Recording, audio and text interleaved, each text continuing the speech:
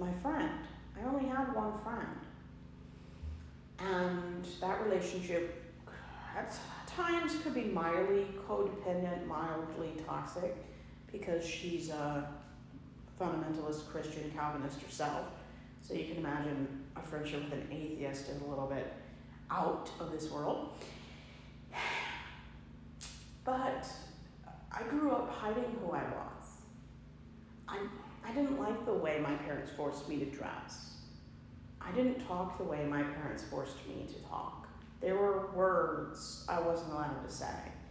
Mostly, swear words. I mean, I couldn't even say the word but. It's funny now because I know 10 words for but that are much more adult sounding than but. But words they controlled. Thoughts, I mean, they indoctrinated you so well. You would punish yourself. You had to read the Bible. When I was 19 to 24, my father controlled which Bible book I was reading. I had to write things of the verses that I had learned in a tablet. And once I was done with that book, I'd have to run by him the next book. And half the time, he didn't want me reading the next book. I mean, I would try to select books like Ezekiel or Lamentations, because what sermon ever had those verses in a sermon? He wanted me to do Matthew, Mark, Luke, John, but come on, that's in every sermon. I wanted to do books nobody ever talks about. Nobody ever usually even talks about Isaiah unless it's Christmas.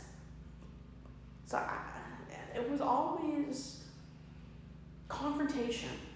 I mean, once you're 18, your parents should not be telling you what books to read, even if you live in their house. Your parents can't say no to you anymore. I mean, my parents were so hands-on controlling, you couldn't live in their house if you had a different opinion. It's so toxic, so traumatizing. I mean, I've had 2 personality types because one was not acceptable in my house. I like secular movies, secular music. I like Harry Potter. I like superheroes. I like fantasy. I like orcs. My parents don't know they exist, and if they did, they'd hate it. I was caught several times reading or watching things they didn't like, and I was punished. I mean, I had a book I was reading. I think it was one of the Harry Potter books. My parents put it in a grill on the front lawn and set it on fire. Then took my door off for a month. Everything my sister owns, gone. If she wasn't perfect enough, and she had a learning disability, so you can imagine what OCD is like with her.